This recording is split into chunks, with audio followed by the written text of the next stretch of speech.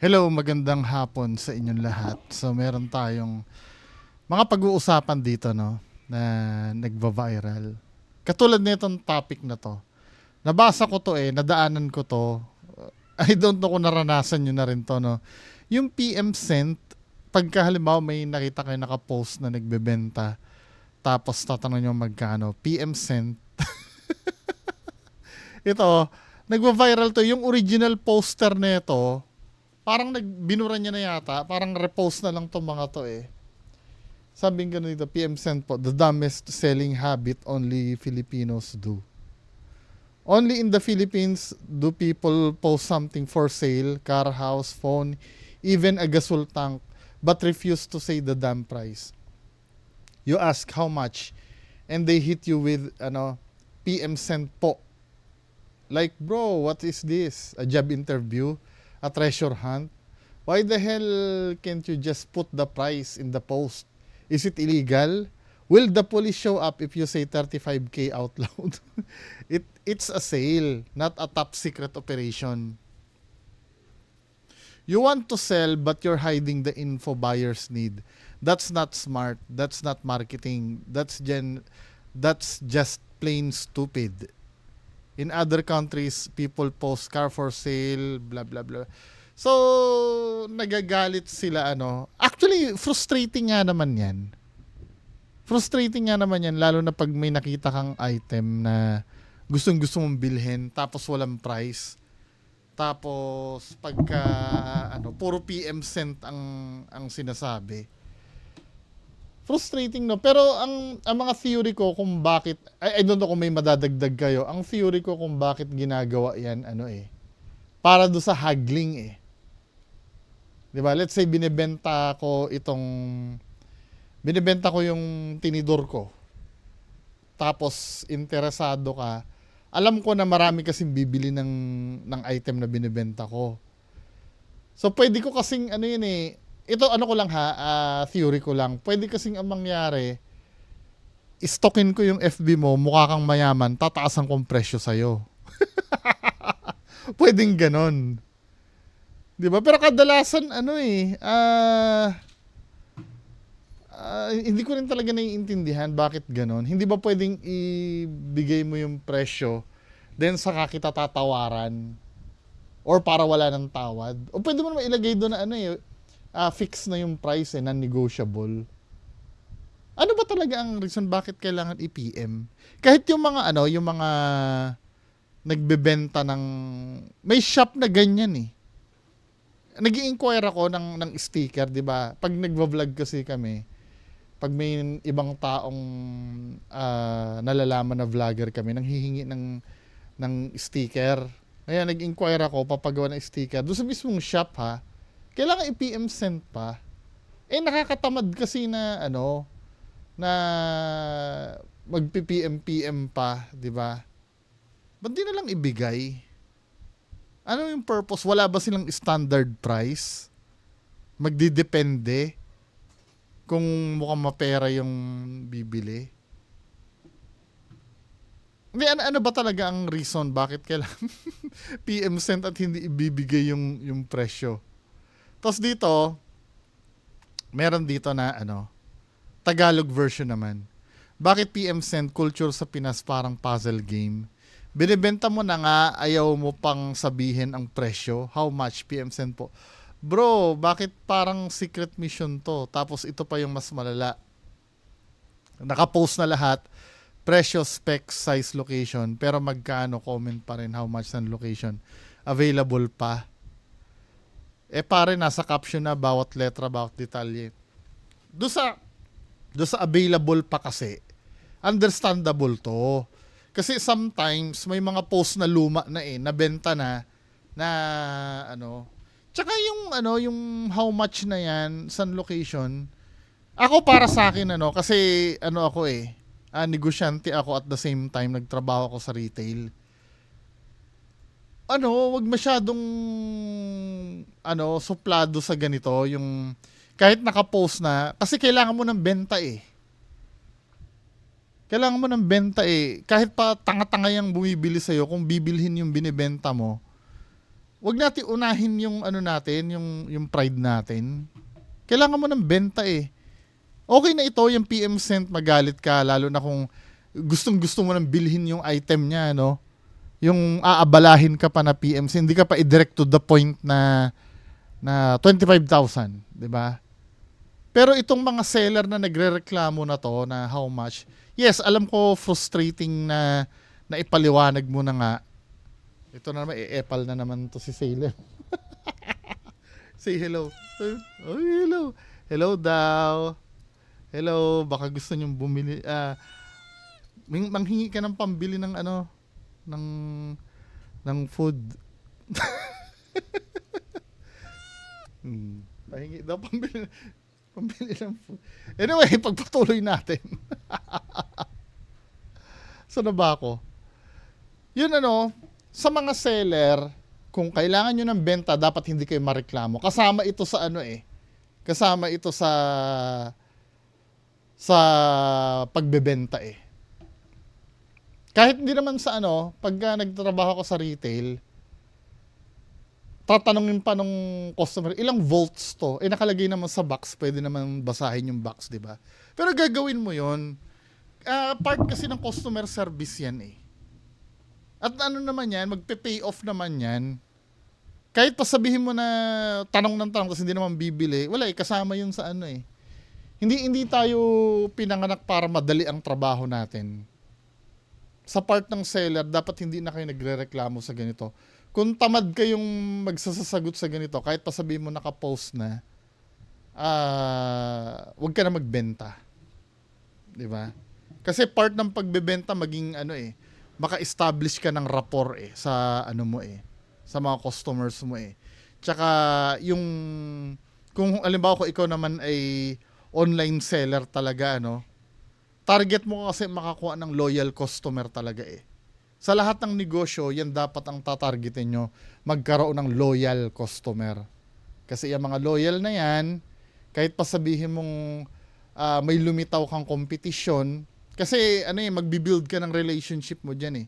Hindi ka makakabuild ng relationship kung yung mga ganito, rereklamuhan mo pa. Yung tatanong mo ba kung how much? Nakapost na nga. Tanga ka ba?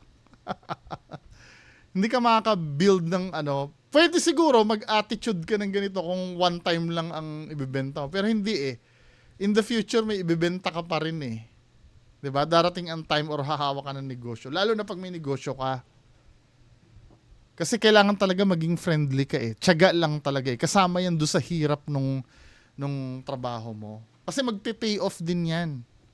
Pag naging loyal customer mo yung tao. Kasi yung mga loyal customer yan, kahit pa sabihin mong may lumitaw na kompetisyon na mas mura kaysa sa binibenta mo, sa'yo pa rin bibili yung mga yan. Kasi nga, nakapalagayan ka na ng loob. 'Di ba? Yan ang isa sa technique ko nung nagtatrabaho ko sa retail, yung mga matatanda. Hello tatay, hello nanay. Kamusta na po kayo? Yung anak niyo po, 'di ba? Yung mga kamusta na gano'n. Malaking bagay 'yon. Kaya tuloy kahit na minsan kahit sobrang layo pa ng pwesto namin, lumipat na sila ng ibang bahay. Pupuntahan ka pa rin kasi komportable silang bumili sa iyo eh. Hindi sila kumbaga kahit tanga-tanga sila or ano, tinatanggap mo sila. Eh yun eh sa akin ngayon kung ganyan pa rin kayo katare, eh di bahala kayo, di ba? Pag seller talaga kailangan mahaba ang pasensya mo. Ang dapat binubos kasi talaga customer eh. Kaya kung magrereklamo dyan sa PM Cent na yan, pwede to kasi customer ang nabubwisit dyan eh. Pero yung mga how much sun location available pa na nakapost na, kayo ko style nyo yun, ano. Pero kung may negosyo kayo, hindi kayo tatagal pag ganito attitude nyo. Sabing ganun. How much? Saan location available pa? Eh pare, nasa caption na bawat letra, bawat detalye, pero hindi binasa, diretso comment agad. Sometimes kasi excited eh. Excited na, magkano yan? Kasi kami, sa toy community kami, di ba nagko-collect ako ng toys? Pag may lumabas agad dun sa page nung shop na binibilhan namin, magkano yan? Kahit nakalagay na dun, 'Di ba? Sa excited 'yun eh. Sa or sa tindi ng pangangailangan na kailangan mo agad malaman, intindihin nyo na yan. Walang reading comprehension, walang effort. Wala, hindi ka uunlad kung ganito ang attitude mo. Ikaw, sa tingin mo, ikaw ang pakikisamahan ng customer. Inuulit ko, no, kahit mahina ang reading comprehension yan, may pera yan, bibili yan. Hindi mo makukuha yung pera niyan kung ikaw pa yung magmamataas. Tapos galit pa pag na-zin zone. Wala eh. Sa totoo lang, hindi ito strategy. Ito ay pick ng kalokohan. Wala kang showcase kundi poor communication. Hindi ito curiosity marketing. Ito ay time-wasting marketing. Let's be real. Kung gusto mong kumita, gawin mong madali para sa buyer. Ayun naman pala eh. Ba't aawayin mo, di ba? Huwag gawing mission impossible pagbili. Ano masasabi nyo doon sa PM Sent na yun? Comment kayo sa baba ha. O next topic. Ano yung next topic na to? Ito na ano ko to, nag-viral din ito eh. Ito yung regarding dun sa, ito pinost ni Becoming Filipino. Nagkwento siya no. Yesterday, I had the saddest jeepney ride I have ever experienced. I was right behind the driver. A manong, probably in his late 50s, whenever we had a delayed stop, he would check his phone and try to spin a few more slots on Bingo Plus. Online sugal, no? When we had a really long stop, he kept loading 50 peso with GCash, losing it quickly and reloading. Sad to think he easily blew all his earnings for work in the day in minutes. It was one of the most depressing rides I've ever had. We all may have vices. I mean, gambling has always been deep-rooted in culture here. Just look at Perya or Sabong, but grabe. It just seems like online gambling has completely taken over.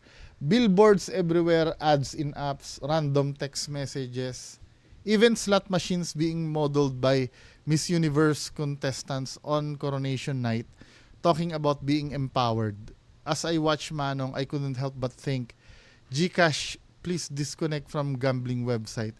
It's just too easy. Just couldn't help but share my sadness and thoughts. That is all. Sabi niya ganun. Hindi mo pwedeng pakiusapan ng GCash na i-disconnect dyan. Diyan sila kumikita eh. 'Di ba? So, ang nangyari dito, English kasi eh, kung tatagalogin natin, sumakay daw siya sa sa jeep. Then si Manong na driver, naobserbahan niya daw, late 50s na yung edad, siguro 60 pababa, no? Pagka nag-i-stop daw sa traffic, kalikot daw ng ng cellphone niya. Nag-i-spin ng slot sa Bingo Plus. Tapos pagka siguro red light long stop, load sa GCash niya ng 50. Then nakikita niya yung earnings daw ni Manong sa isang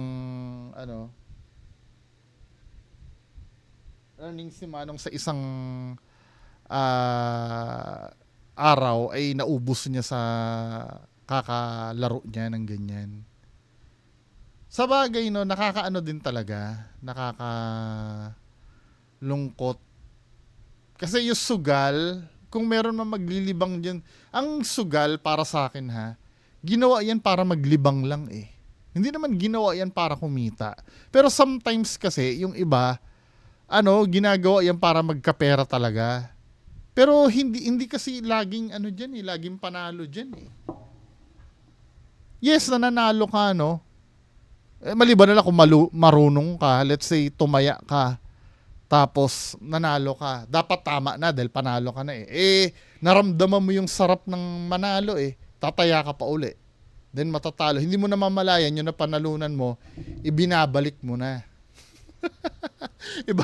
Paunti-unti mo nang binabalik dun sa sugal. 'Di ba? Kaya yan ang pinaka masamang bisyo talaga Actually, lahat naman ng bisyo masama, no? Pero, yan yung ano eh, unlike kung halimbawa, kung maninigarilyo ka lang, ang magkakasakit lang ikaw. Di ba? Eh, yung sugal na yan, syempre yung mga umaasa sa'yo, wala na rin makakain. Halimbawa, may anak ka pa, or may binubuhay ka pa. Di ba? Dahil sa kakasugal, o minsan, di ba may nababalita minsan, tauhan siya ng boss niya, yung pera na pinadalsan niya, pinusta niya sa sugal. Di ba? Diyan, hindi talaga nananalo dyan eh. Kahit na anong gawin mo. Siguro kung gusto magkaroon ka ng pera sa sugal, ikaw mismo yung magpasugal. Mag-ano ka ng pasugalan. Pero yung mananalo ka dahil sa taya, I don't think so. Na nayayaman ka sa ganun. Actually, yung mga ano nga eh, kung mapapanood mo sa I don't know kung KMJS ba yun o Rated Corina, yung mga buhay ng mga nanalo sa loto, yan din ang nagpabagsak sa kanila eh. Yung mga nanalo ng 100 million sa PCSO dati, dino-document, bumalik uli sila sa dati. Kasi dahil dyan sa sugal eh. Kasi yung di ba, nanalo ka ng 100 million. Pag may 100 million ka, akala mo unli na yung pera mo eh. Yung pa 20-20 mil na pusta nun, wala lang yun. 20,000 lang, 100 million ang pera ko eh. Di ba? Hindi mo namamalayan, tapos palaki na daw ng palaki yung pusta, naging 100,000 na. Hanggang sa nakalahati na yung naigastos niya, gusto niya mabawi yung kalahati. Pusta hanggang sa, di ba? Walang pinatunguhan. Kaya ang maganda, para walang talo, kung akong tatanungin nyo ha, kapag ka may pera ka, hindi mo alam kung saan ilalagay, at ayaw mo naman magnegosyo, bili ka maraming alahas. Magluho ka alahas. Kasi ang alahas, tumataas ang value talaga eh. Or lupa, depende kung baka mamaya pangit yung lupa, biglang binaha na doon. May sometimes kasi maganda itong lupa na bibili mo, then pagdating sa future, biglang babahain na yung lugar. Alahas ang pinaka-safe. Huwag kang bibili ng gadget. Gadget madaling madaling bumaba ang value niya. Ang alahas, tumataas talaga. Yun ang, kung kating-katik kang gumastos, dun ka gumastos sa alahas. Pera ka, let's say may 100,000 ka na, kating-katik ka, kung saan mo, bili ka alahas. Di ba? Kasi anytime pwede mo ibenta yun eh. Yun yung commodity na, yung gold, kasi yun yung commodity na hindi bumababa ang value. Palaging pataas ang value ng gold. Diba? Pero sa sugal, oo, tsumamba ka ngayon, let's say tumaya ka ng 100,000, no? Tsumamba ka, yung sarap na naramdaman mo na tumama ka, gusto mo uling maulit yun eh. Diba? Wala tayong magagawa, gusto nila yan eh. Last video na pag-uusapan natin. Ito yung kay Robin Padilla. Ano ba ito? Panoorin nga natin. Diba? Wala akong kukomenta regarding sa impeachment. Wala kasi akong alam dun eh. Pero ano ba ito?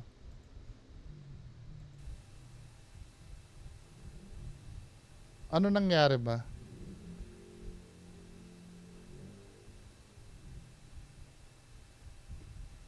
Ba't siya inaawat? Anong... A visibly agitated Senator Robin Padilla was seen being held back by fellow senators during a near confrontation with Senator Joel Villanueva during the June 10 Senate plenary session. This came after Villanueva objected to the motion of Padilla's fellow Duterte ally Senator Ronald De La Rosa seeking the dismissal of the impeachment complaint against Vice President Sara Duterte. A few minutes later, Villanueva and Padilla were seen smiling and laughing together.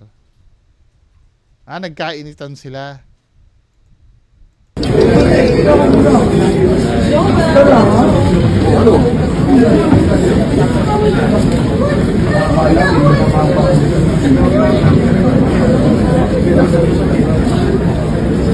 Misunderstanding lang doon. Akala nila.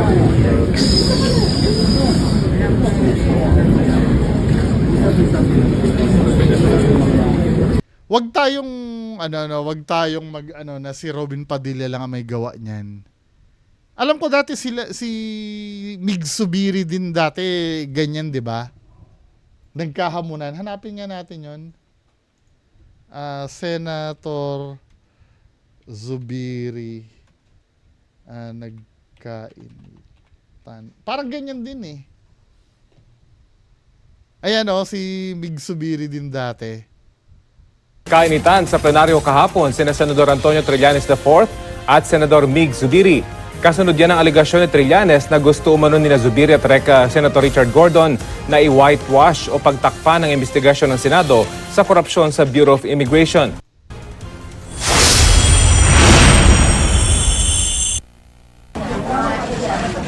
Kinailangan ng umawat na mga kasamahan nila sa Senado matapos magkainitan sina Senador Juan Miguel Zubiri at Antonio Trillanes IV sa plenaryo.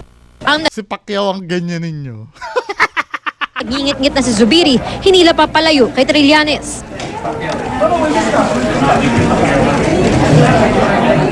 Nagsimula ito nang tumayo si Zubiri para iprotesta ang pahayag ni Trillanes sa panayam sa programang News to Go.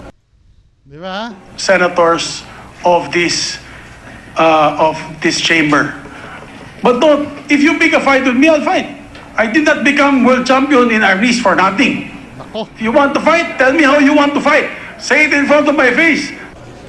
Nang mag-break ang sesyon, nilapitan ni Zubiri si Trillanes at mas nagkainitan pa ang dalawa.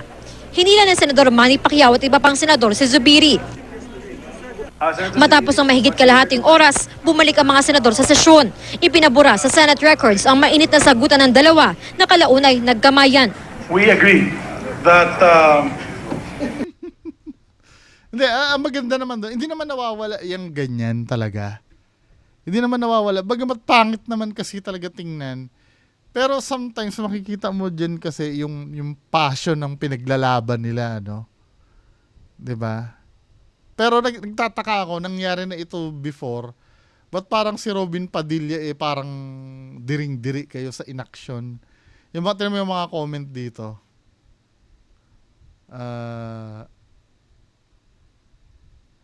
A normal reaction of someone who can't accept that they don't have the intellectual capacity, di ba?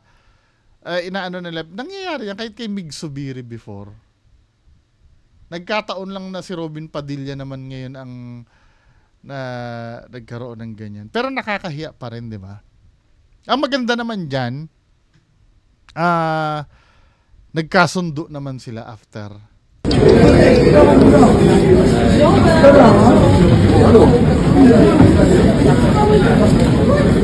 Ano?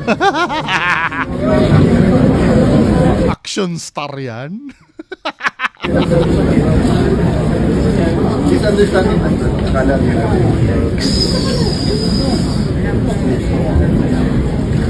Napainom si si Villanueva?